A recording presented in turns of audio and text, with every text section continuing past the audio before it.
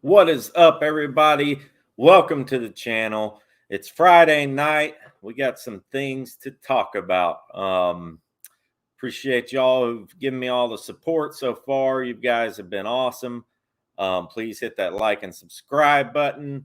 If you're out there, we got a great show tonight. No Flags Film will be joining us here, hopefully in a little bit soon. We're just going to go over some things. I know y'all saw the thumbnail. Yeah, let's put that on the screen so y'all could see it here. You know, is it the coach's fault? Is it the coach's fault what we got going on? Is it the offensive line? Is it the players?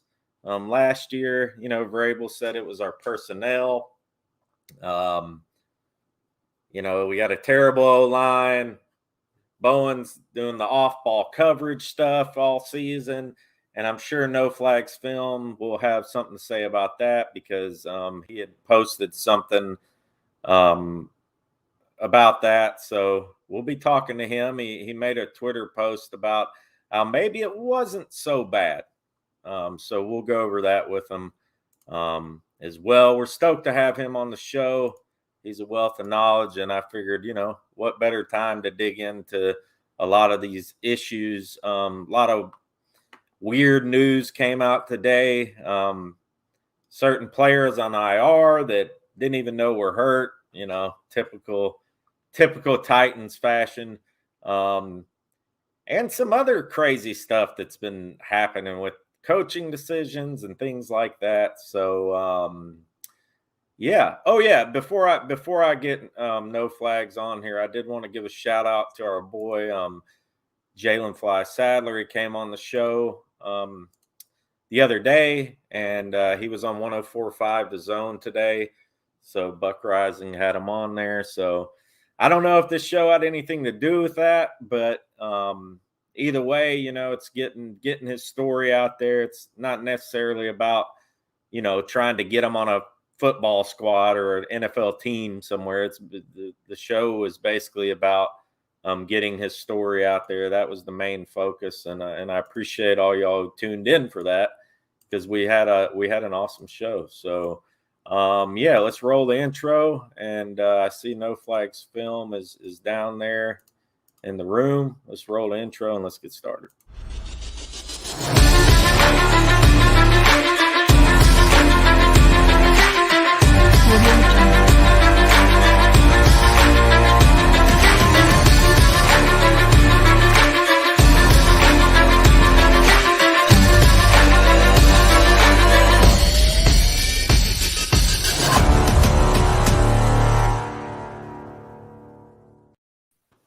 And there he is, the man himself. What is going on, man? Hey, how's it going? Pretty good. How are you doing on this Friday evening? Doing pretty well. How are you?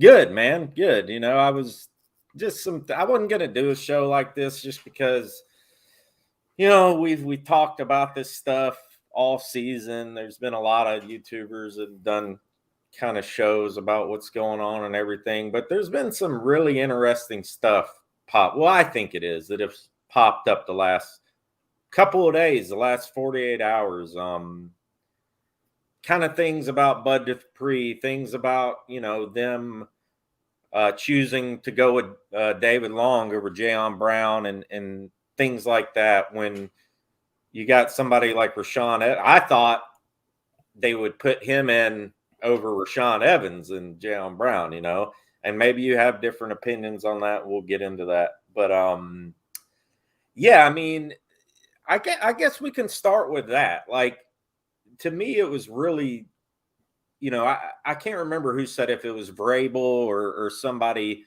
basically came out and said, David Long is getting more playing time, blah, blah, blah.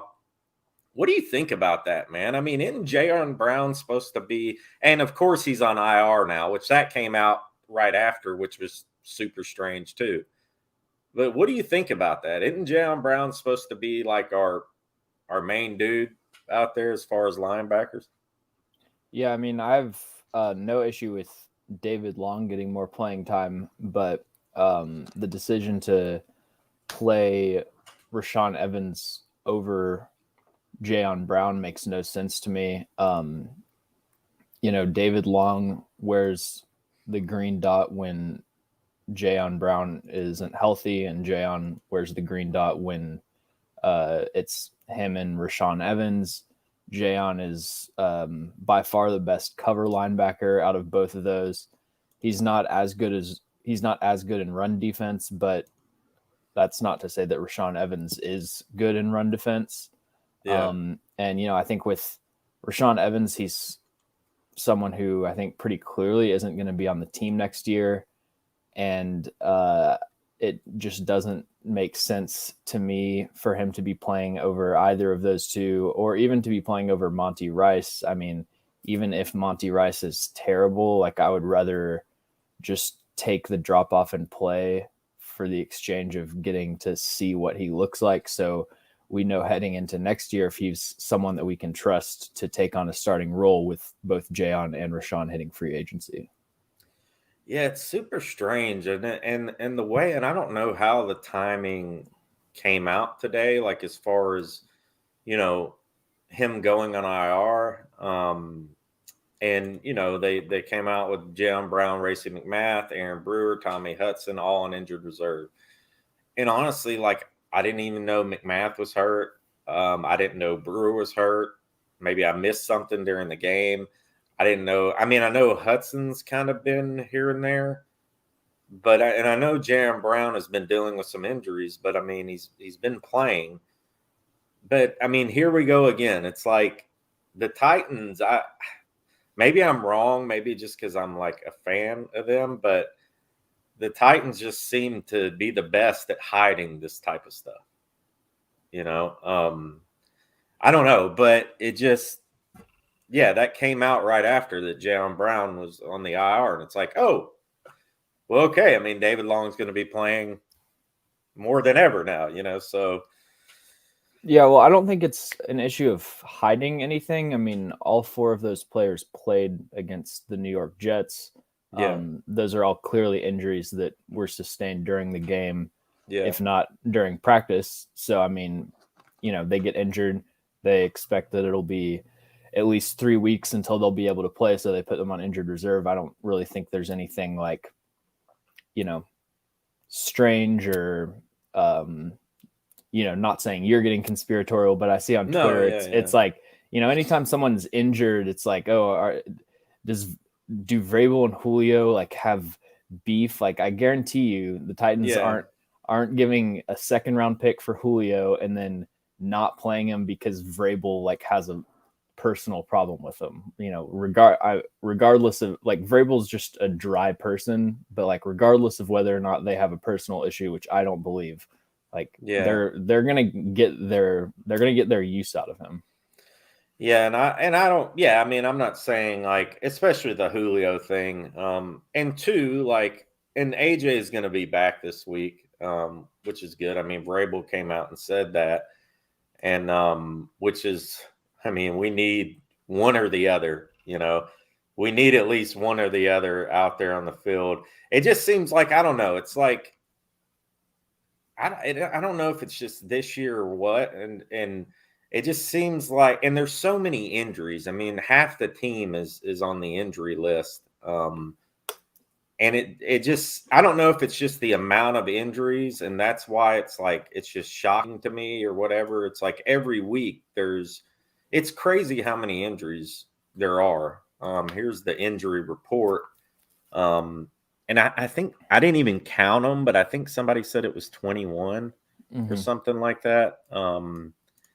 And I mean, to start the season, and I don't know how other teams are faring right now. And maybe it's like this across the league, but I know like Jacksonville's injury report is like 4 players. How concerning is this to you, and how much do you think this has played into what's been going on so far with us this season? Yeah, it's not super concerning to me, given that the injuries are all kind of short-term things. I mean, they're, for as many people as we have on the injury report, knock on wood, it's not like, we're getting a ton of season-ending injuries and that sort of thing. So that's probably as many people as I've seen on the injury report that I can remember. But if you look at the updated injury report that they had that they posted today, if you take off the people that were full participation and are going to be ready to go on Sunday, it's pretty much like a standard injury report, and it's not like a ton of super important players that are ultimately like big time injured, if you know what I'm saying. So yeah, I mean, I think it'll be fine. There's just a process that happens throughout every season where guys sustain kind of minor injuries that keep them out of practice or don't keep them out of practice, and it's kind of a war of attrition. And that's just kind of the nature of the game.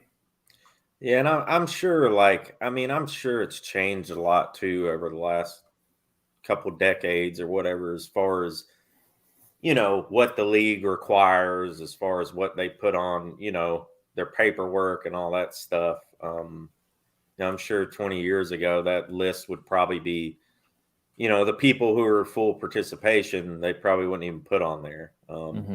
I don't know. It just seems like it used to be that way.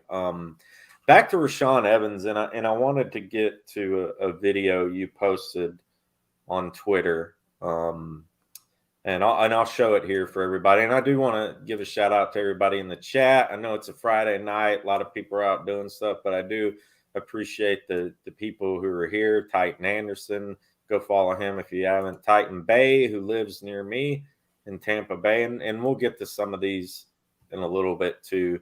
Margarita dropping a bomb. I didn't even know that. I'm pretty sure Taylor Lewan was questionable. I could be wrong though. I think he was. I didn't know if it was. See, I haven't seen today's. I wish I would have got today's up there, but let's see here. Taylor Lewan, toe. Okay, so it was a toe. Did not practice for the last 2 days. So yeah, I guess that's nothing new. So I guess Sambrilo will be taking his spot. I would imagine. Well, no, Taylor Lewan is questionable, and he was full participation today. So was he? Okay. Yeah, and Ty Sambrilo is questionable also. Okay. If the players that are out are Racey McMath, Brett Kern, Julio, Tommy Hudson, Jayon, and Aaron Brewer. Okay. All right. Well, that's good news. I'm glad Luan's all right, because and we'll get to him too. But I wanted to get to this video, Rashaan Evans here, video you posted on Twitter, and I'll let you comment about it. But it's basically talking about Evans, and I think you were talking about coverage here, but we'll play it.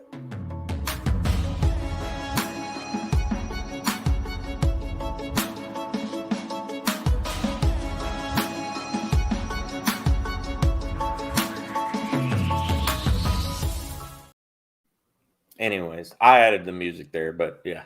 yeah. I was kind of I was dramatic. Sort of making a joke. When I tweeted that, I forget how I phrased it, but I was like, Rashaan Evans is improving. Maybe by week 8 he'll actually like cover the dig route. He'll actually be far enough inside to cover the dig route.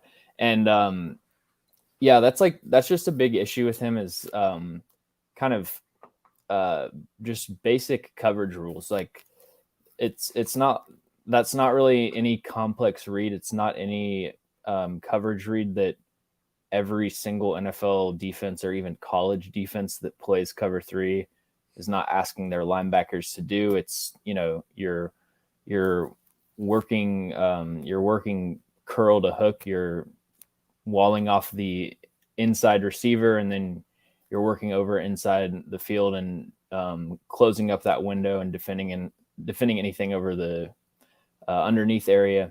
That's just one example where he's just kind of like lost in coverage. And a lot of times, and Jayon is way more reliable.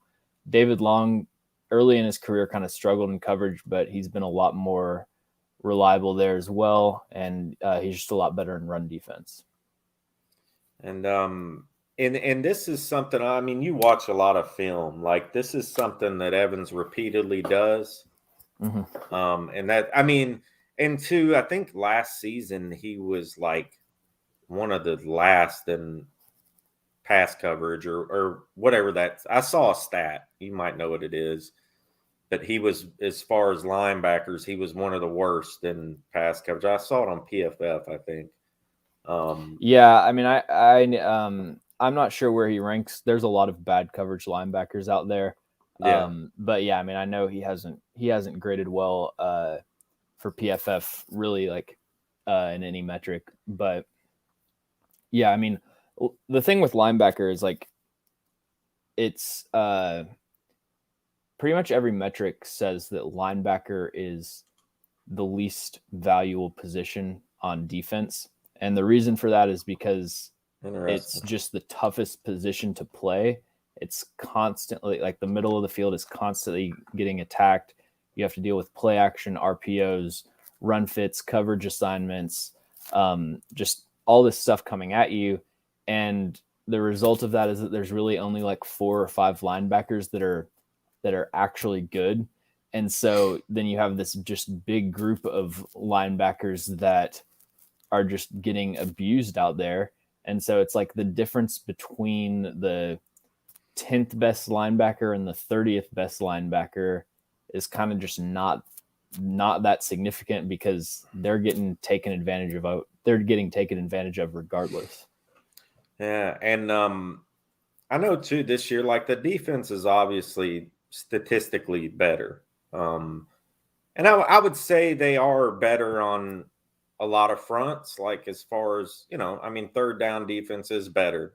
And things like that. I mean, we still have, it's like last year, right? I mean, we had Malcolm Brown, then we had what we dealt with Jonathan Joseph, and we brought Desmond King in, and Fulton was injured and all that. But it's, what is your opinion of Jackrabbit Janoris right now, as far as is he playing as bad as the numbers are looking to be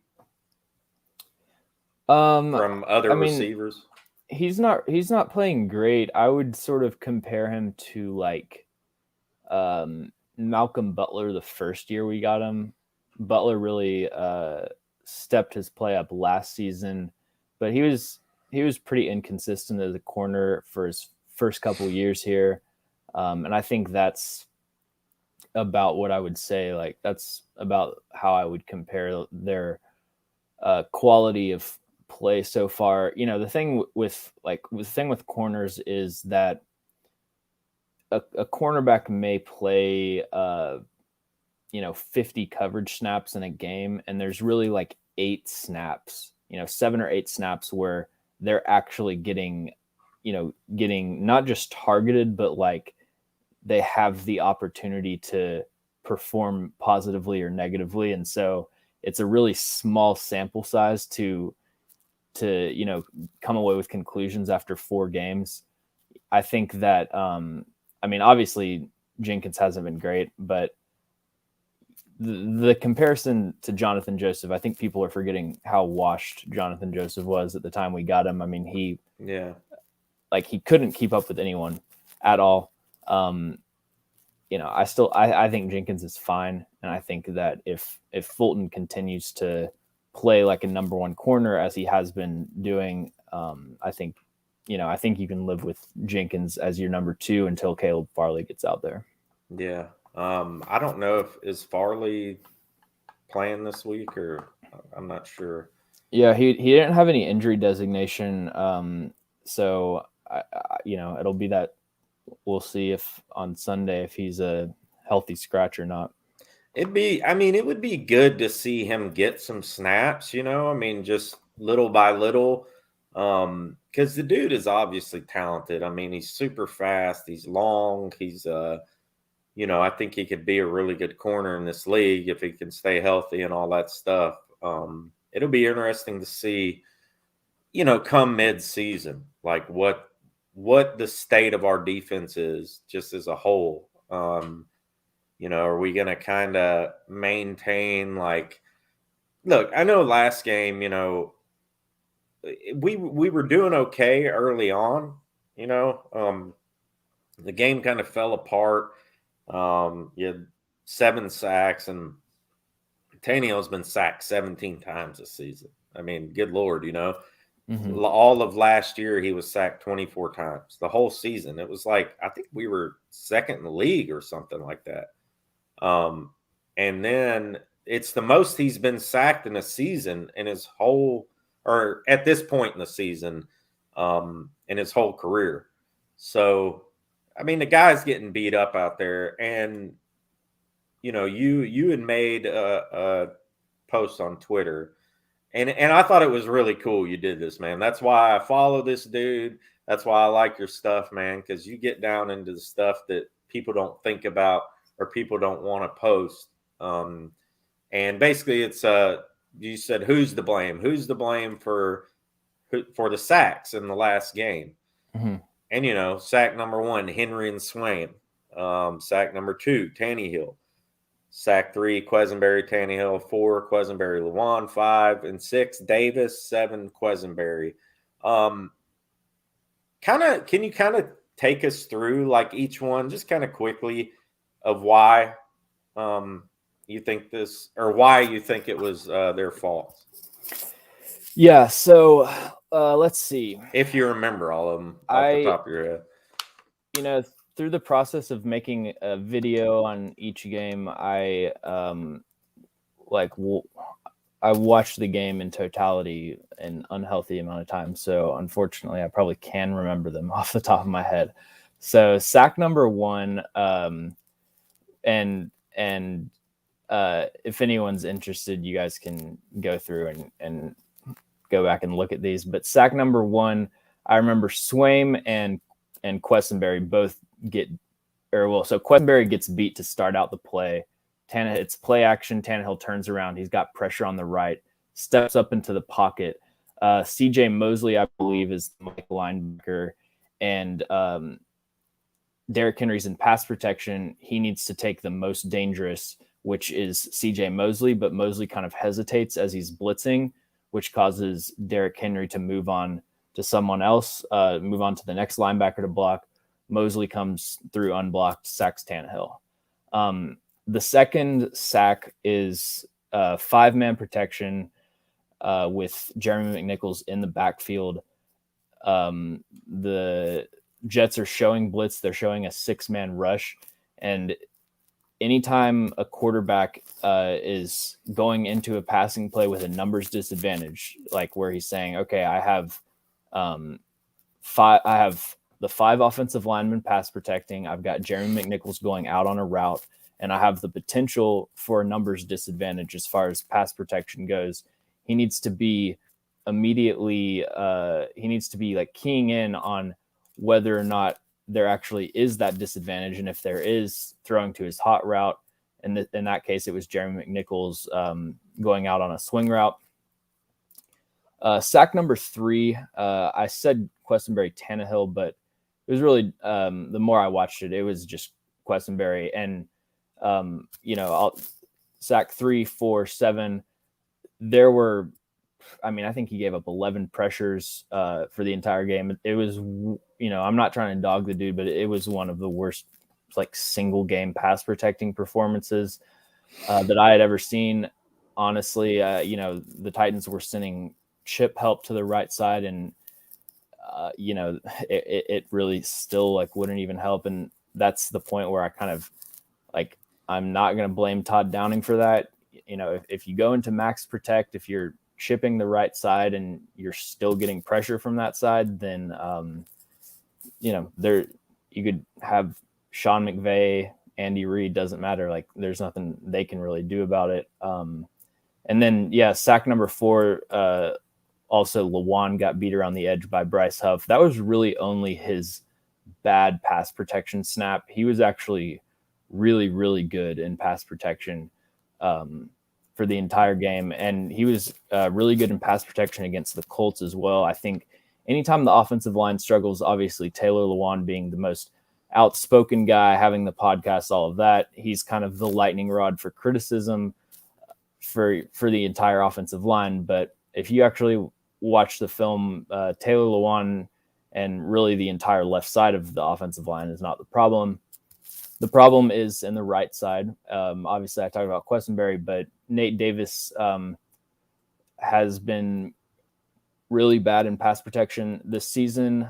That's nothing new. He's been one of the worst pass protecting guards in the NFL for his entire career. The difference this season is that the Titans are running less play action. They're moving the pocket a lot less, and they're putting the offensive line into more traditional pass sets, like drop back, shotgun, where it's, there's no fake to the run. There's nothing that you're doing to sort of mitigate that. And it's a lot more noticeable, the weaknesses that we have in pass protection. Yeah, man. Thank you for doing that. Sorry to spring that on you, but I'm no, it's all glad good. you could recall all of it. And somebody had said in the chat, it's not pulling my chat up here. Oh, here we go. Sorry, guys. Billy Mullins, what's up, man? Thanks for joining in. Why is our whole team on the injury report? And we kind of addressed this earlier, and I was pulling up the injury report while you were talking on the phone, and if you do take the guys that were full participation, the guys that are out, it is pretty normal, So it's not as bad as it seems, and shout out to No Flags for pointing that out earlier. But yeah, I mean, 23 people on the injury report. It does seem like a lot, but if you do look at it today, guys, you look at who fully participated in practice, that number is definitely looks inflated, So yeah, and the other thing is to keep in mind that we're a veteran team. Like Roger Saffold, Mike Vrabel's not worried about getting Roger Saffold reps in practice. Like, I know he had a concussion, but I mean, if Roger Saffold's ankle is like a little bit sore on Tuesday just from being a 300-pound person that's running like any normal person would be, he's going to be like, all right, yeah, you can sit out. And then Roger Saffold's on the injury report, and you do that, you go down the line and do that, and it's like, oh my God, the whole team's injured. But then on Sunday they play, and I think obviously it seems like a lot of people are kind of like banged up, but again, knock on wood, but I would be thankful that it's not as much like long-term stuff. I mean, we could be the 49ers for the past like every year that I've been alive almost, where it's like week 2, bam, half the team is torn their ACL or whatever. Yeah. And yeah, I mean, 6 people ruled out, 4 of them were placed on the injured reserve. And 2, we got to take in mind that injured reserve is not the injured reserve of the old days, So yes, it is. You got to keep them out at least 3 weeks. So yeah, so hopefully, the good thing is like I said, we got AJ back. I mean, last week you got all these guys in, these receivers, and look, I mean, when you don't have one of your 2 elite receivers out there, they're just going to key in on the run, and they keyed in on the run. We still had 157 yards rushing. Well, Henry did. I would like to see Tannehill getting out more and doing his thing running, but it's just last week they seemed to contain him. The Jets defense and what I saw did a pretty good job on us. Yeah, the separation down the field was almost non-existent. There were a lot of examples last week, even on a couple of Tannehill sacks where they're running like a play action shot, play action dig or something, and play action Tannehill looks down the field. AJ Brown is probably open on that dig route, but Nick Westbrook-Akine or whoever's out there isn't open, and then Tannehill has to go to his next read. Bam, he's sacked. So yeah, I mean, the lack of separation from the receiver position played a huge role. But, also Todd Downing was not doing, I don't want to say like, it's not that he wasn't doing enough to mitigate it. It's that receiver separation was a weakness, and he was kind of leaning into that, if that makes sense. So it's like, all right, none of our receivers can get separation. Let's go out and empty and get all of these guys in one-on-one matchups where we know they haven't been winning all game, and then we're only going to have 5-man pass protection. It's like, that's not going to work out.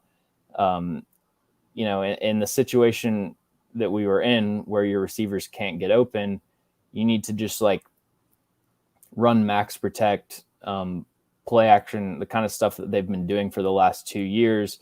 Have Tannehill roll out maybe, and then have a drag route coming, create like a tough decision for that weak side linebacker, whatever it is. They weren't doing a ton of stuff to like scheme guys open. Yeah, and there's been news. I don't know. Do you know what's up with Marcus Johnson? I know he's come off the IR. I have no idea. Because to me, and this is what Billy Mullins said, McMath is being replaced, or are we fooling our 53 seems we're kind of thin on wide receiver. Johnson isn't ready. I don't know about the total numbers, Billy, but I do know if Johnson isn't a go, which I don't. We're at 52 right now. Yeah. And I think, there were some people speculating that 53rd spot could be Marcus Johnson. Yeah. Coming off of IR. If Johnson doesn't come off IR, and I'm not just saying this, you got to give us, you need to call up Kinsey, I would think, unless they call up Dez, which I don't see them doing. But I would think they would need to call up Kinsey just for numbers. You got with McMath being out. I know McMath has been playing special teams. I don't know how much. I imagine he's been playing all special teams, right? For as many times as I watch every game, I always skip through the special teams. So that's understandable. Yeah, I don't really know. But I think he has been playing special teams. So he had a couple really nice run blocks. For Derrick Henry, which I'm sure the coaching staff liked. He wasn't getting open or anything, but yeah, as far as Marcus Johnson, like he's kind of just a guy where like I'm sort of just trusting like the beat reporters and the people who were at training camp saying that he was looking really good, because we haven't gotten to see anything from him. It's kind of like Mason Kinsey before this preseason, where people are like, what's your thoughts on Mason Kinsey? I'm like, I don't know. I haven't watched him play. Saw him in the preseason, thought he looked pretty good. I thought him and Chester Rogers were the two most impressive of the kind of the not the top three receivers. I think that outside of Julio, AJ, and still Josh Reynolds, there's kind of that group of like 5 or 6 guys. I'm not sure that I think the quality of performance that you're going to get from any of those guys is going to differ too drastically.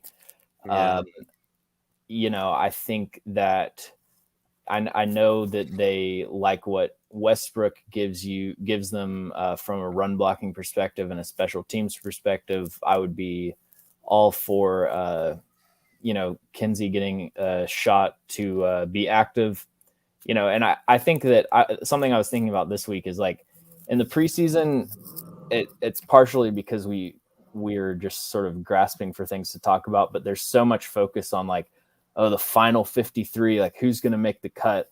And then you get into the season and the idea of a final 53 or like the final roster is just not something that really exists in reality, because guys are getting injured, guys are going on and off the practice squad constantly. So, you really have like a 60-man roster that's constantly being shuffled, and guys are getting claimed and protected on waivers and all that kind of stuff.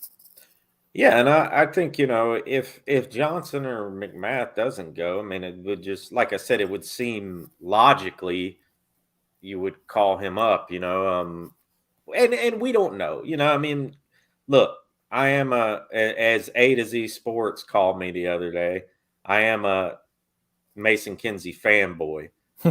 So and I'm proud of it, man. And the thing is, I don't know if you saw that. They went on like a 12-minute rant on me on their No, show. I didn't see that. Yeah, they put my Twitter on the screen and all. It was crazy. And I did like a rebuttal video to him too. And like I talked with Austin privately too about it. It was like a big fiasco, man. Um but I mean, in my opinion, you know, and hundreds, I think hundreds of people probably would agree with what I was asking them. Basically, I just asked. I'm not going to get into it a lot, but I just asked Austin on his Twitter, like, "Hey, do you guys have like some type of personal issue with Kinsey?" It's just an honest question. Like, I'm not because they would tend to go out of their way just to kind of not like. I'm not saying they have anything against them, but just almost like to mock him in a way, and I think it's because a lot of people got on to him for the 4-3 thing and Buck saying he was slow. So I think there was almost kind of a little bit of animosity for some of those guys. And a lot of people says Austin looks just like Kinsey, and people are always ragging him about it. Um, so I did a rebuttal video, and I think I came back pretty strong. I think I slammed him pretty good, but it is what it is. It's all in good fun, whatever. But I just think you got a guy like that, give him a chance. Obviously, Akeen's not getting separation every so often. He does. Batson's not doing much. Like you got to throw somebody in there, right? That's Batson is the guy that if they're looking at bringing Kinsey up, that's the guy I would replace him with. Like they would kind of play similar roles.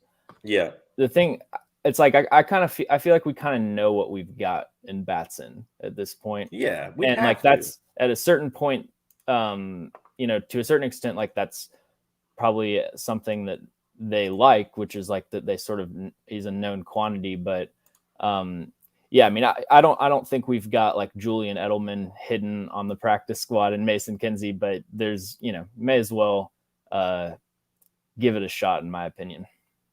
And shout out to Paul Kaharski, man. He's stopped by. He said Kenzie is pretty slotty. Rogers has that covered, I think. I sent this to Paul earlier and I said, hey man, if you want to join in sometime Hey, tonight. And Paul, I didn't think he actually would. So thanks for showing up, Paul. That's really cool of you, man. if you're still on, Paul, I subscribe to your website, but I'm the guy this summer that let you use the Wi-Fi at Rogers Group during training camp. So yeah, you're welcome for that. I gotta take a picture of this to send the upload. He's gonna trip out. But that's hilarious, man. That's a funny story, dude. I like Paul, man. I mean, I've had my little things with him on Twitter, like commenting back and forth and stuff. But you know what, man? What I respect about Paul is he tells it like it is. He doesn't mince words. You know what I mean? Like a lot of these guys out here, media guys that go back and forth and blah blah blah. Paul will tell you, what he thinks, and I like that quality of a guy, like that's I I want to say I'm kind of like that in ways, but you know, uh, Paul says I didn't wind up using that Wi-Fi, but I appreciated that. So All there you right. go. So he remembers. So we appreciate you, Paul. Go check out Paul Kaharski if y'all haven't. I know y'all have. So pretty cool of him to pop by, man. So let's see. Another thing I wanted to get to with you. And we'll probably you good to go another 20 minutes? Yeah. An hour or so. So yeah, and follow No Flags Films, guys. Like his stuff is incredible. If y'all don't follow him on YouTube and Twitter at No Flags Film. He does breakdowns. He has a Patreon. which I hate it. Man, I guess I have to become a Patreon, right? Because I love the film breakdowns or the game breakdowns. And like, I like the power rankings, but it goes back and forth because you'll put one on the Patreon and stuff. And I'm like, dude, no, I want to see the breakdown. So I guess I'm going to have to become a Patreon member Yes, of so, yours, man. right? So that's awesome. So we've gone over this. Tannehill's been sacked a league high 17 times. I guess one thing I wanted to ask you about that. Do you think that's more? I mean, obviously, it's the offensive line is playing pretty bad, but like, how much of that has to do? Basically, what do you think of Tannehill this season? Like, is he holding on to the ball too long? Is he not throwing it away? Is he causing more of these sacks to happen? The Mariota effect, I guess. Yeah, I think that in 2019 and 2020, we saw Ryan Tannehill perform extremely well with a great surrounding core. And in 2021 so far, we're seeing him perform extremely well with a worse surrounding core. I think that he's done more this season than he has the past 2 seasons in terms of sort of carrying the team, like elevating the people around him. As far as the sacks, we talked about the individual sacks. I think there was really one that was his fault against New York. But the thing with quarterbacks and like whether or not sacks are their fault is it's like a quarterback for a passing offense to function, a quarterback has to be able to trust that his right guard isn't going to get bull rushed, 5 yards into the backfield in 1 second. Like it's physically impossible for a quarterback to be able to like, all right, snap the ball.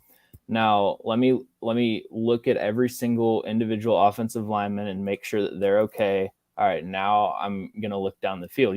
They have to have some sort of trust.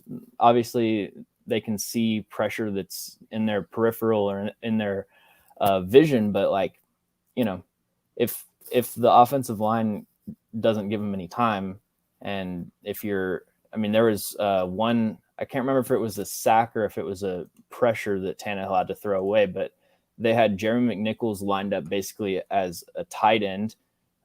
He chips, and then Nate Davis and David Questenberry double that edge rusher, and the edge rusher knifes through them.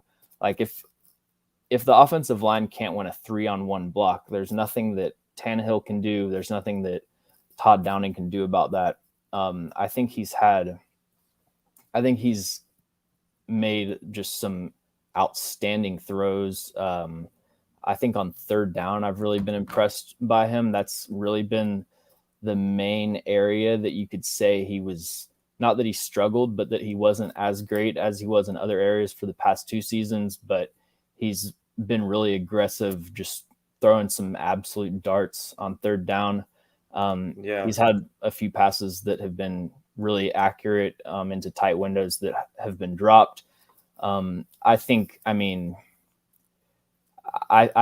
Tannehill is like, you would have to list out a ton of problems before you could really start talking about Tannehill. I know PFF grades obviously aren't everything, but I think his grade is close to 90. He's one of the higher graded quarterbacks this season. I think he's the 5th highest graded quarterback. Yeah, let's see. No, 3rd highest graded quarterback in the NFL by PFF. Who's this season? Yeah, and wow, that's wild. Instead of touchdowns and interceptions, they do big time throws and turnover worthy plays, which kind of isolates it to the quarterback's performance. So when he hits Chester Rogers, it bounces off of him and it's an interception. They don't count that as a turnover worthy play, but he has 9 big time throws and only 2 turnover worthy plays. So by their standards, which obviously are a little controversial, but by their standards, he's been playing pretty well, and to me, he passes the eye test also. And shout out to Titan Anderson again. He says, "Power Hour, what's up, buddy?" He's talking to Power Hour, but go follow Titan Anderson too. He's a good buddy of mine. I want to show this video of the Ferkser, missing the throw from Tannehill. This was on No Flags Films. He made a comment about it. Tannehill throwing a dime. So check this out.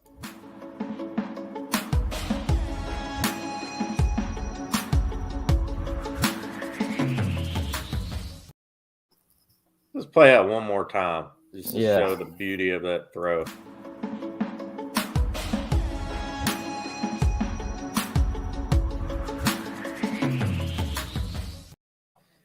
I mean, that's a heck of a throw, dude. Like, it's a shame that I don't know, man. Some of these, it's almost I almost feel like we're kind of like, I know it's early and we're gonna get through some of these injuries, but man, it's like we're almost kind of wasting Tannehill right now. Like,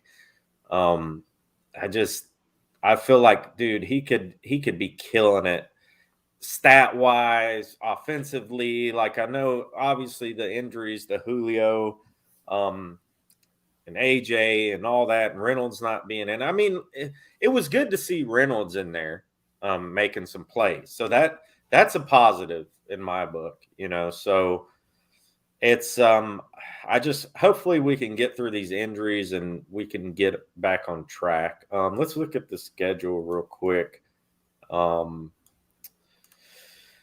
So obviously we lost the first one, won the second two, or game 2 and 3. Week 4 we lost to the Jets. We have Jacksonville coming up, which obviously is a golden opportunity for us to get to 3-2, get over that 500 mark, and I mean, is this a must win for us? I think no. I think the fact that the division that we're in keeps it from being a must win, and that's kind of one of my sources of I guess you could call it optimism, is that we do kind of have some time to figure things out. Obviously in the NFL you never have a ton of time with only 17 games, so not a must win. Obviously, like, you'd hate to see them lose, but yeah, I mean, I'm not a big fan of like calling games must wins in like the first 6 or 7 weeks. Yeah. And yeah, obviously with the way our division is going, I think it's going to be a pretty tough season for a lot of the teams in our division. So I mean, obviously we want to be playing well. I mean, we want, most Titans fans, I would say, would want the Super Bowl. They want to. I don't think it's necessarily like shot. It's shot now. Like, I think if you get some of these guys healthy, and they're starting to play well, you get hot at the right time. I mean, look at Tampa Bay last year. I mean, they were 5-5, I think, at one point. So it's not something, just jump ship, give up, blah, blah, blah. I think we can be all right. We just got to get things going. What do you think on that?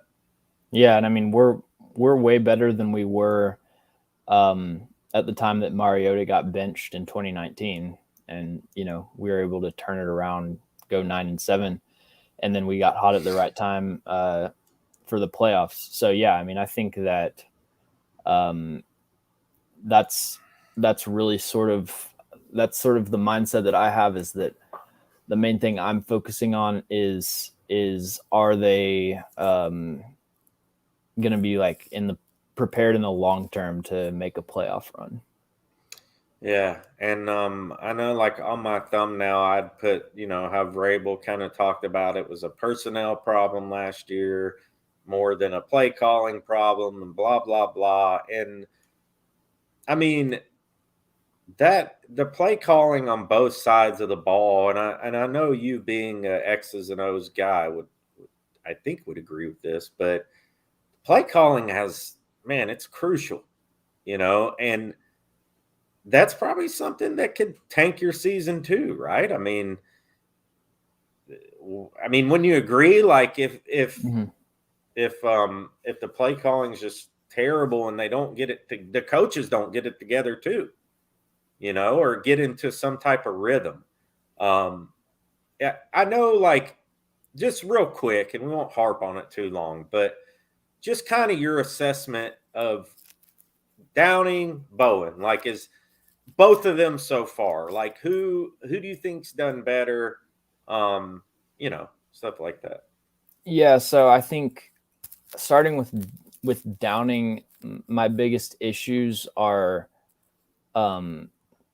like philosophical, just the fact that he's not running play action as often. He's not running motion as often. I tweeted out a comparison from last season, but play action usage rate in 2020 was 34%. It's 22% so far. Obviously, small sample size. Motion, we ran motion 59% of the time in 2020, 40% of the time this season.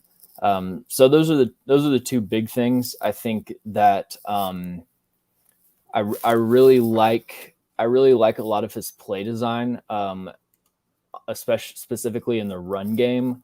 I think that obviously we're an outside zone primarily running scheme, but when we do mix in more gap scheme elements, I really like kind of how the plays have flowed together and the different wrinkles that he's added there. So I'll be interested to see if those play action numbers and motion numbers rise over the course of the season.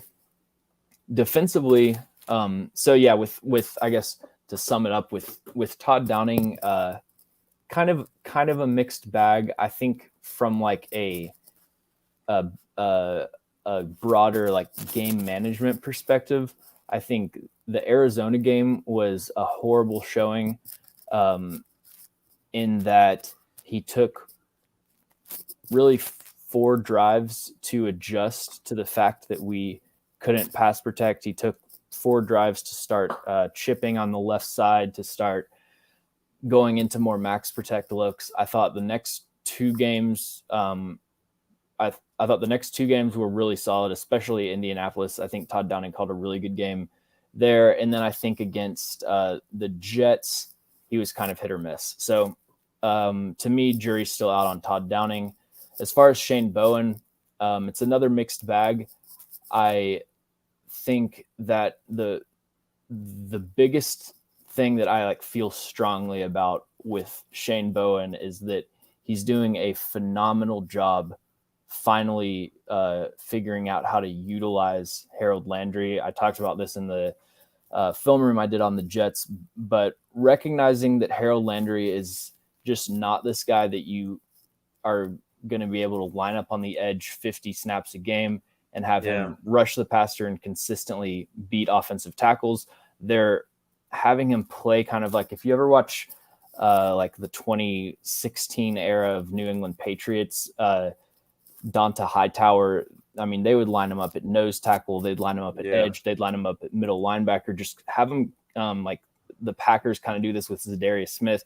Have him kind of roaming all around the field. And Harold Landry is a guy that can defend the run. He can cover the pass in the intermediate area. And so you've got 4 guys on the front, and then you've got this 5th guy that the offense doesn't know, like, all right, are we accounting for him as a pass rusher? Are we accounting for him in the run game, that sort of thing? So I think they've done an excellent job scheming up a lot of pressures for Harold Landry. Got to give him props there. I think that, we can kind of get into the off coverage thing. I think like the issue, I really kind of push back on a lot of the narrative about off coverage, because like off coverage is a legitimate coverage technique. Like there's a reason that teams call off coverage. If you look at off coverage usage, at the top of the list are the Rams, the Panthers, the Broncos, these Vic Fangio, Brandon Staley tree of defenses. That's what they run. and they're some of the best defenses in the league. So the issue is not that you're playing off coverage. The issue is not that you're 7 yards off of the receiver on 3rd and 6. The issue is that just like with press coverage, there's a right way and a wrong way to play off coverage. And there were a couple plays against the Jets where Jenkins is playing, say it's 3rd and 6, he's playing 7 yards off. Okay, I have no problem with that. But, you take a 2-step back pedal and then you're playing the sticks and breaking on that out route. You don't take a 5-step back pedal and then hesitate for 2 seconds before breaking on the out route and give him a wide open first down. So I think it's like kind of, it's really difficult from like a fan perspective, just watching the game on the broadcast to like really pick out like, why is our defense doing bad? And seeing guys lined up off the line of scrimmage is the easiest thing where people can say, oh, come on, get up on them. Yeah. But there are tons of ways that offenses will take advantage of press coverage. I mean, you have a receiver, just let's say that Jenkins is in press coverage on 3rd and 6. You have a receiver just sprint vertically, and then bam, run a curl route, cut his route off at the sticks. If you have a quarterback with good timing, that's a incredibly hard pass to defend. The Jets were doing it all game. You line up in bunch, run pick routes, rub routes, mesh concept, anything like that. There's, no matter what coverage you're in, there's a ton of ways that offenses are going to be able to attack it. And ultimately what it comes down to is players playing with good technique, and, playing the coverages that they're in correctly. And I would blame Shane Bowen for not having them playing like that for sure. And I wanted to kind of go over just some of the numbers where we're at before we get out of here too. And thank you guys for watching the video. Y'all been awesome in the chat. I seen your comments, and I really appreciate it. And please like and subscribe if you haven't yet. Tell a friend that's a Titans fan at work or whatever else. Tell them about me. Tell them about No Flags Film.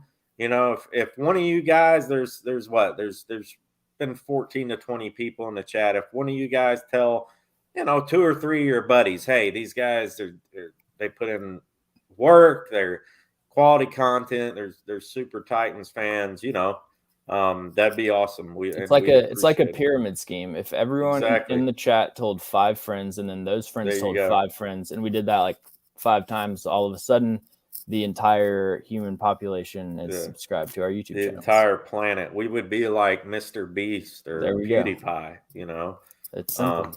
Or something like that. So, and actually, I have a friend that has a business, and that's the way he grew it. Like he was like kind of like I guess I could call him like a public speaker or whatever.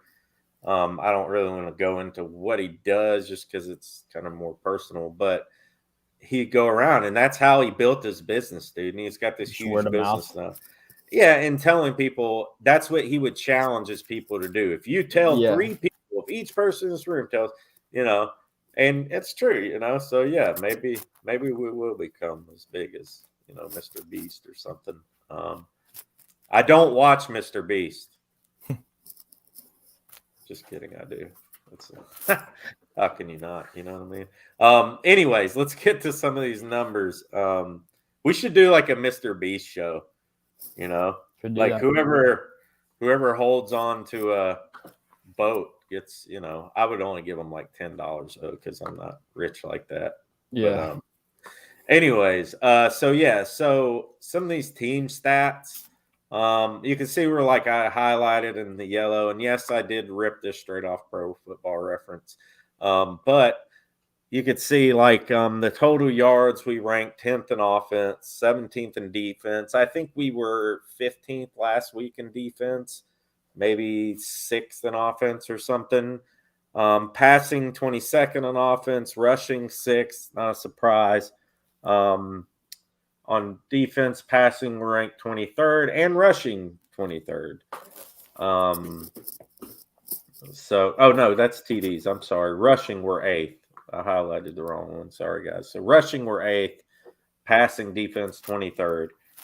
Which run defense we've been pretty good with, you know. So that's definitely a positive. Um, on third down, which was a major concern last year, and let me take this thing off. It's scrolling on the bottom here. On third down, on defense, we're ranked 14th. So, I mean, vast improvement from last year. Offense, we're 22nd, not great. The red zone, that's the really concerning issue there, too. 26th. On defense, not as bad, 14th.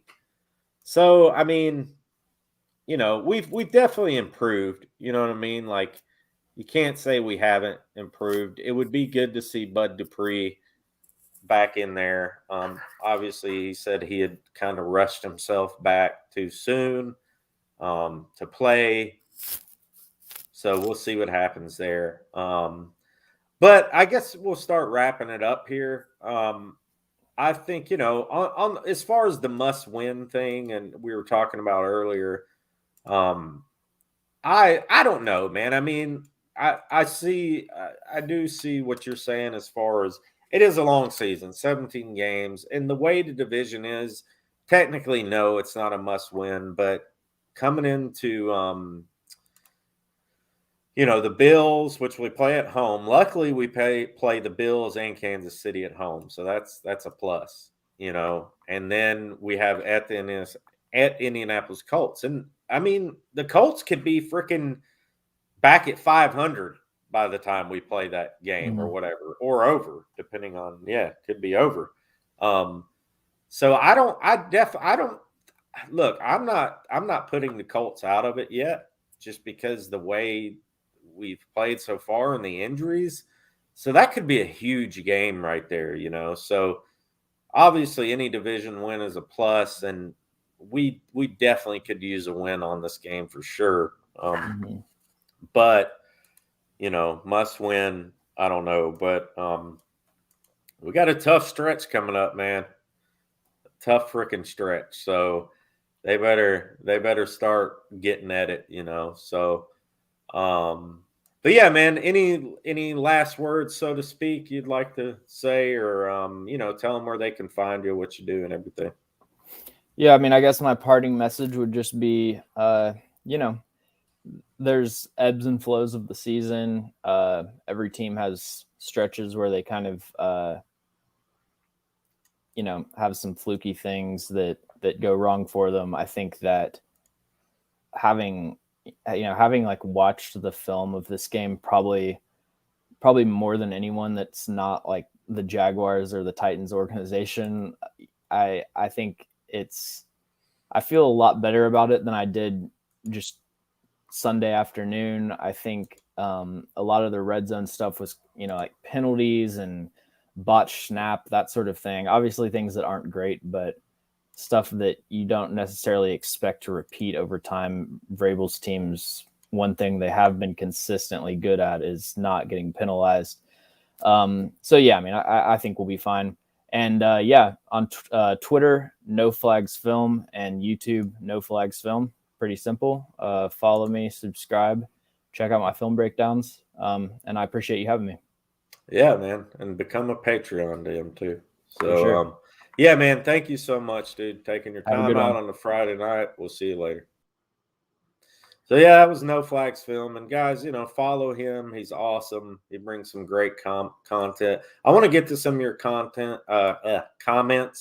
I really appreciate y'all showing up today on a Friday night. You could be doing anything else, but you're sitting here watching me ramble on about the Titans, and even Paul Kaharski himself showed up in the stream tonight, and that's pretty wild, man. I was kind of shocked to see him do it. I know it was him. I know it wasn't like a fake account, because I never do this, but I sent him a thing on Twitter, a direct message just saying, "Hey man, if you get a chance, stop in, see the show. I would like to have him on sometime, and I think he would come on. Um, stop in, see the show if you got a second. If you're not doing nothing, sitting on the couch at home, drinking a glass of wine or whatever, stop by. And he actually did. Means a lot to me, and I appreciate it, PK, for showing up. So that's pretty cool. And shout out to Titan Anderson too. That dude, he's a good friend of mine, and he puts out great content. He's passionate. Um, you know, and shout out to all you guys, Vicious Gaming, Josh. Thanks for having my back, man, on the A to Z thing. Football fan, we can't lose to Lawrence. No, we can't. We cannot lose to Lawrence. Vicious Gaming says, "Yeah, Mr. Beast. Yeah, I watch him from time to time." Keisha Bible, what's up, Keisha? She says, sorry, guys. My phone didn't even notify me that you were live. Ugh. Yeah, it does that sometimes. And yeah, enable all the notifications, guys. Like on my channel, I think you got to do it a certain way. If you enable all notifications, I'll just pop up anytime I go live. I won't get to do a stream Sunday or tomorrow because I'm going to the game. I only live like 5 hours from Jacksonville.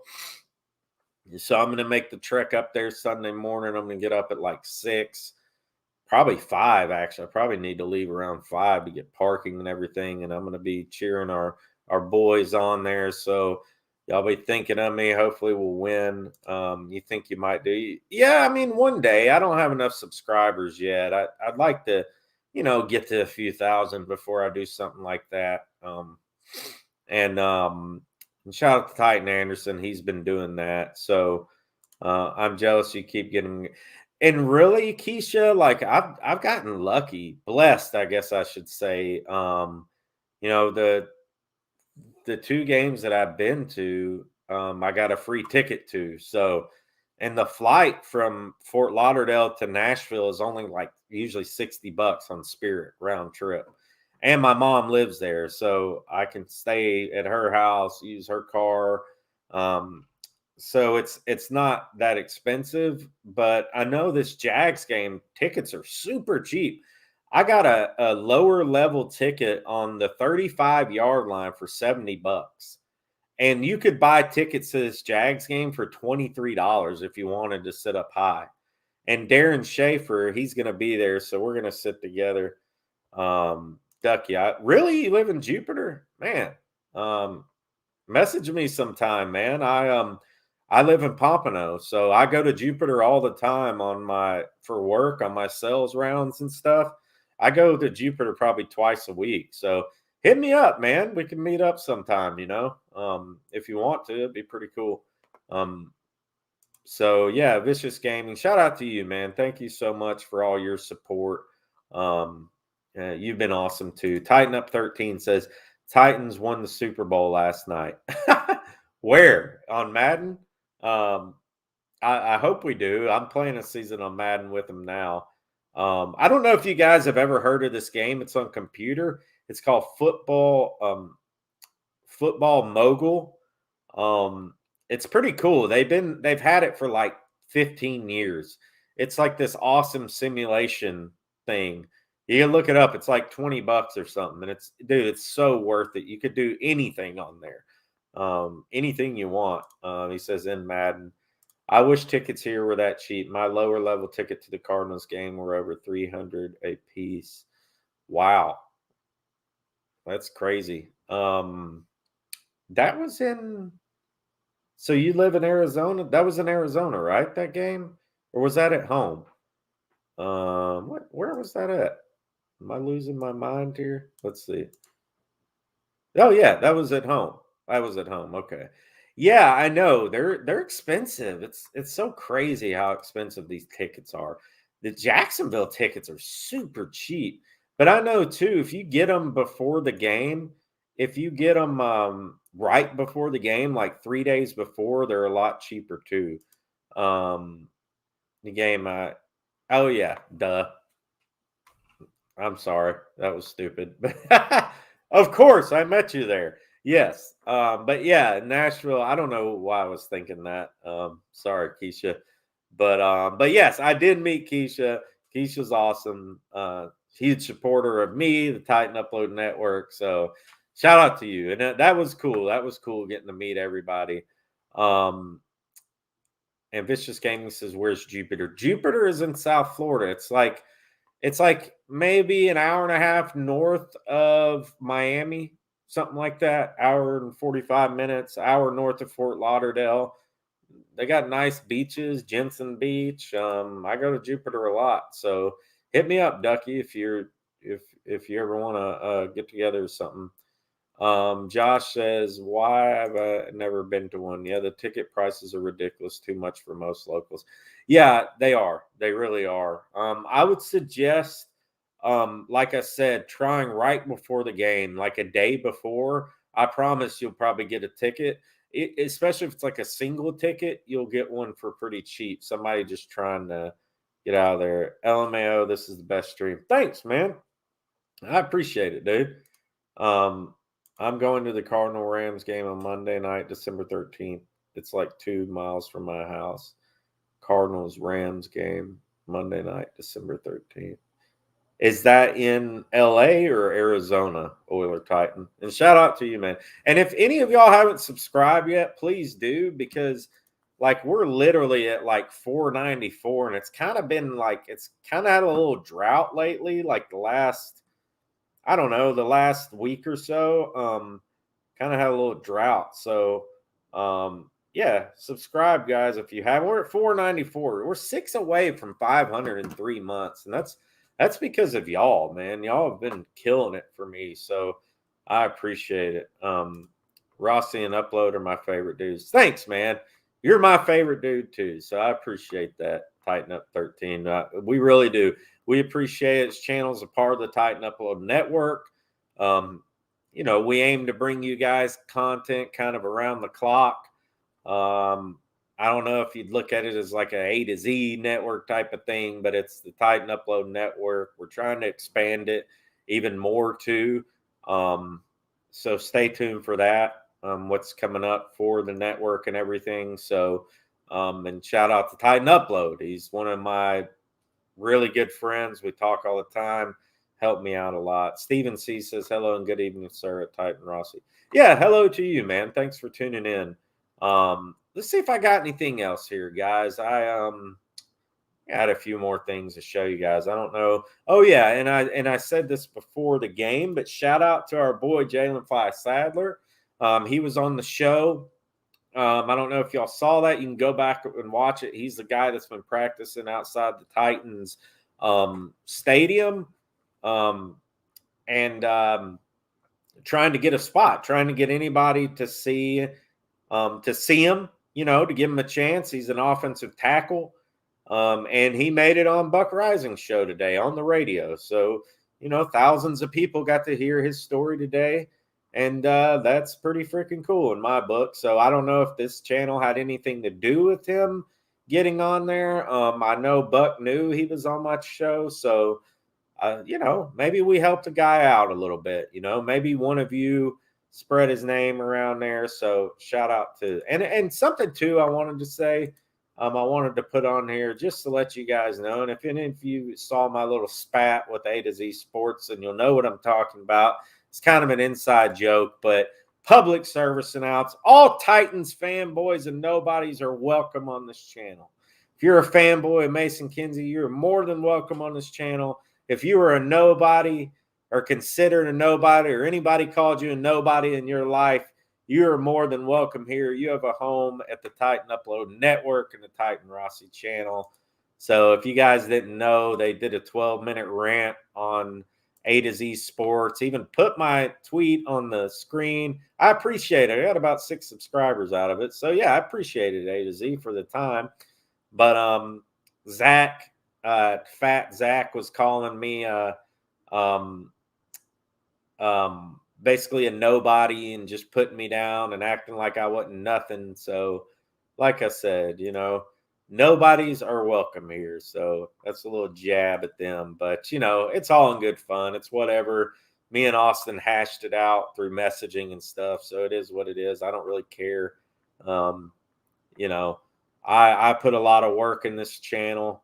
Yes, he did call me a troll, which if any of you guys know me, I'm definitely the furthest from a troll that you could ever have. I don't troll anybody.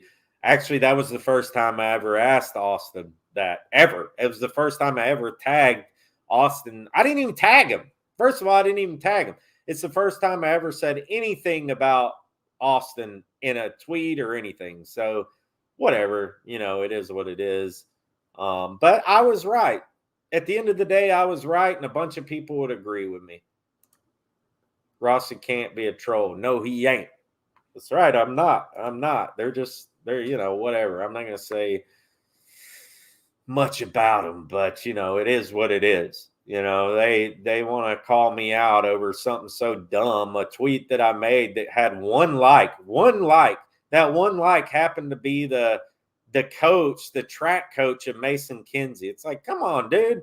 You're a credentialed, like you said, like Zach said on the show, we're credentialed. We're not just some YouTubers. We're credentialed. We're serious. We're reporters. And it's like, okay, whatever, man. Like, yeah, but we're all fans at heart. You know what I mean? That's what I'm trying to get. We're all fans at heart here. So don't get me started. A to Z. Don't get me started on that. They pissed me off that game. So, or on that. So whatever, man. Florida is so horror. Ha! Hot. You meant to say hot, right? Okay. Florida is so hot.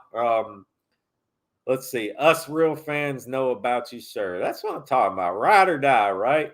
That's what I'm talking. I'm big on loyalty. And I'm big on family. I'm big on friends. I'm big on people riding with you no matter what. Shout out to my wife.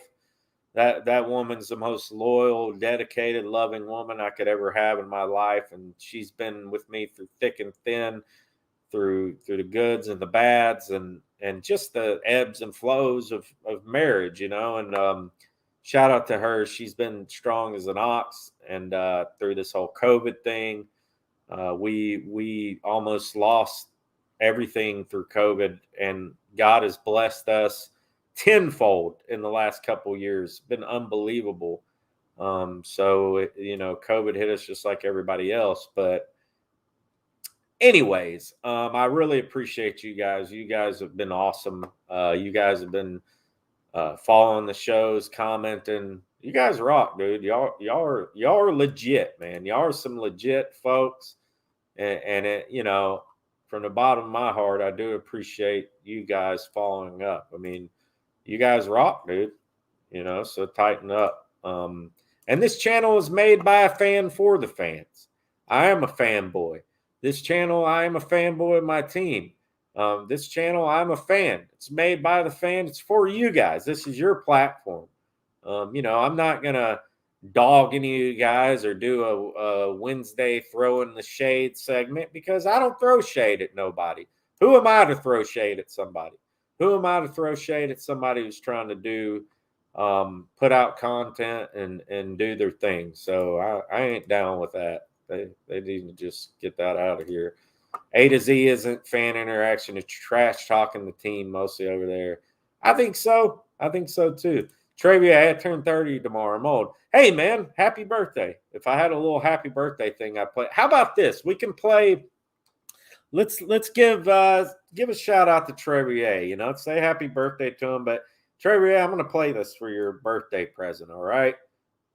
This was the Mason Kinsey touchdown. I played it a few times in Tampa Bay. I was in the end zone. So happy birthday, Trevi. We'll say this is for you. All right. There it is. Yeah, baby. Yeah. Wow. Yeah, so happy birthday, Trevi. That one's for you, buddy. What does low market team in this league? What does low market team? You mean like the small market team? It just basically means like the team that has the least fans, smallest cities. Now you got teams like Green Bay that are that are more big market just because they have a ton of fans because of the mystique and all that stuff. But I would say like Carolina, Nashville, who else are small market teams? Carolina, Nashville, Atlanta? No, Atlanta's not that small. Arizona's probably a small market team. If you guys got any other ideas of small market teams, post in the comments there. Football fan, I just turned 21. Awesome, man. Awesome. Maybe I got something for you too. Let's see what we got in the old thing here. I got a Chester Rogers TD. How about that? And I was at the game. This was, I can't remember what game. We'll see. Here you go. Happy birthday, football fan. Don't drink too much. Come on, fellas. Come on, fellas.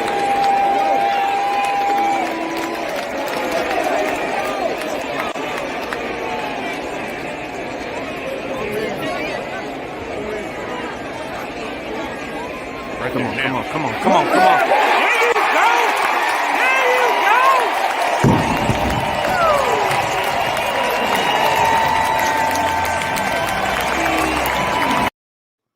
So there you go, football fan. That's your gift video. I was in the end zone in that one too. That was a Colts game. That was a good game. It was pumping that game. Can't wait to get Caleb Farley to take Jenkins' job. Yeah, man. Me too. Joseph Rodriguez. What's up, man? Thanks for tuning in. If you haven't subscribed yet, please do. We're trying to get to 500, guys, and we're just inching along.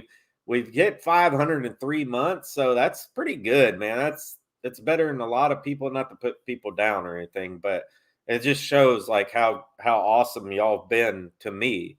And to have 500 subs in like 3 months doing Titans content, that's pretty good, man. And the community's been great. So thank you guys so much for following me, and tell your friends. Like we were saying, the pyramid scheme, tell 2 or 3 people to jump on. And yeah, I promise you, man, I'll bring y'all good content. I'll get y'all involved. That's what this channel is about. So what determines market, city size, and bandwagoners? Yeah, that's a good one. I hate the lighting in the stadium. It's so bright. Yeah, it is super bright, dude. I agree with you. Tennessee and Buffalo AFC Championship. I hope you're right, bro. I hope you're right. Bryce Pratt, what's up, buddy? Thanks for making it. He says, tighten up, bro. Bryce is he follows me on Twitter and stuff. So shout out to Bryce. And who else we got here? I know I missed some folks here. Kent Woods, what is up, brother? Titan Rossi is the real deal. Thank you, man. I appreciate it. Don't give me too many comments. My head might start blowing up out of the screen here. No, the Jags will be 0-17. They might be. They might get that number 1 pick again. Then the next year they'll be winning Super Bowls, right? Us fans know better about you. Oh yeah, I think I posted on that earlier. I'm still so stoked about Kaharski coming in earlier. That was so cool, man. I sent him that message, and I really didn't think he would come by. Like that's cool. He did that. So any of you guys think that Paul Kaharski is just a bad man, he stopped by the show and showed Titan Rossi and the Titan Upload Network some love. So, shout out to him, man. That's pretty cool. And I really appreciated that. So that was awesome. I was trying to find this comment again, but I think it's too far up. So anyways, that's pretty cool, man. Bryce Pratt, hopefully we will beat the Jaguars. I hope so too, buddy. We need it. We need it bad. Let's see, football fan. I hope we're just like the Seahawks, struggling right now, but we definitely bounce back. Yeah, I hope so too. Yeah, see you, man. Get those 500 subs. Thanks, Vicious Gaming. I appreciate it, man. So, dude, we are running up on an hour and a half. I didn't even know that. I just looked at the thing. You guys have been rolling. You guys have been troopers, dude. So I appreciate that, guys and girls. Y'all have been awesome. And man, I really appreciate that. My cousin's a Bills fan. He's getting me $100. That's how come. Oh, betting you $100. Price Pratt says yes, sir. What else I got here? I thought I might have something else here to show you guys. I'm not sure. Let's see here. I don't think I do. Let's look at the Jags stats real quick. I did make this slide. Might as well not waste it. Trevor Lawrence. If you guys can see that, let me know. I don't know if the thing's too small. I think you could see it. Trevor Lawrence is 81 for 142. 57%, 873 yards, 5 touchdowns, 7 interceptions. James Robinson is, I don't know why they're not using Robinson more. I mean, look at his stats. I mean, 49 carries, 238 yards, 4.86, 3 TDs. They've been using him more lately, so that's somebody we definitely got to stop. I'm dumb because I dropped him off my fantasy league because he wasn't doing nothing early on. I jumped the gun like a dummy. I am 3-1, so Carlos Hyde averaging 5 yards a carry. Trevor Lawrence averaging 4 and 8. So, I mean, 4.8. So they're running the football with some success. So that's something to keep an eye on. And Trevor Lawrence has had games where he's looked all right. Jones has 218 yards. He's the leading receiver. Chenault's somebody who's been coming on strong. He had a good game last time, 194 yards. So he's been coming on. And DJ Chark, 7 catches for he's somebody who can beat you deep. 154 yards, 38.5 average. I mean, wow. And his longest is 41. So he's actually been, I mean, that's actually like a true stat there. That's not like he had a 2 90-yard catches or something, whatever, but he's doing pretty good. So that's something we got to look out for sure. Titans stats. Do I have the Titans stats up here? So we look at the stats here. Ryan Tannehill, 96 for 151, 63.6%, 1,054 yards, 5 touchdowns, 3 interceptions. I mean, it's kind of hard to gauge his success right now just because of the offensive line issues. But like No Flags Film said, going pretty good. Derrick Henry, 510 yards. He's absolutely killing it. He's a monster out there. Something Tannehill didn't do is run the ball a lot last game. McNichols is our leading receiver, which is concerning. Henry and McNichols are our leading receivers. So that's pretty concerning, guys. That means we need to get these receivers involved. Chester Rogers has played okay in spurts. We need to get him involved. Obviously, A.J. Brown's coming back. Need to get him involved. Would love to see Mason Kinsey get called up just to throw a wrinkle in there, see if he can get some separation. He was getting separation in the preseason against NFL talent. So, it would be good to see him be called up. Christian Fulton is a Pro Bowler. Yeah, we haven't talked about him, and he definitely is. He's killing it. He's second-rated cornerback in the league from Pro Football Focus. Russell Wilson is out. Wow, that's big news there. Trevier, also AJ should have a good day. I hope so, man. Did you get your message? I'm not sure. Al Pierce, thanks for dropping him. I needed him after McCaffrey went down. Yeah, I know, man. And somebody made fun of me for doing that. So enjoy him, Al Pierce. He looks like he's on the uptick, but I still got some good running backs, and it was a calculated risk. It wasn't just like I just dropped them out of nothing. Julio's our leading receiver. No, I don't think so. Is he? Maybe yard wise. Yeah, yards, but I mean, like as far as receptions goes, as far as catches go. But yeah, I mean, I wish Julio could get back in there. So, but thanks for pointing that out. But yeah, as far as receptions go, I mean, McNichols has 15. Henry has 14. That's pretty crazy, man. So we need to do something about that. I'm going to close on this comment, guys. I like this season. I like last season. I like this. Last season we went on 5-0 in the first round exit in the playoffs, 3-2 start equals AFC championship at the least. Yeah, there you go, man. There you go. So I appreciate you guys tuning in. We're going to get out of here. We're running in an hour and a half.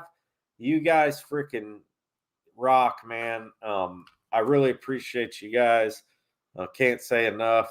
Can't say thank you enough. You guys have been awesome. You've been strong supporters of me, the Titan Upload Network, and I know it means a lot to him, and it means a lot to me too. So yeah, definitely appreciate the support. I was trying to look up something on my phone here real quick. No, I guess that wasn't on there. But anyways, guys, thank you so much. You guys have an awesome evening. Go enjoy the rest of your Friday night. You guys rock. And yeah, we'll see you on the flip side, man. Shout out to the Power Hour. I'm going to be on his show Monday night. We'll be breaking down the game. I'll probably do a show Monday night too, probably around 8 p.m. Central Time, maybe 9 p.m. See if we can who we can get on the show. Maybe we can get Upload to come on the show if he's got a voice. He tends to throw his voice out after those watch parties because that's how passionate he is. So shout out to him. We're getting out of here, folks. Be good. Tighten up. Let's go. God bless. God bless everyone out there, and stay safe. Let's go.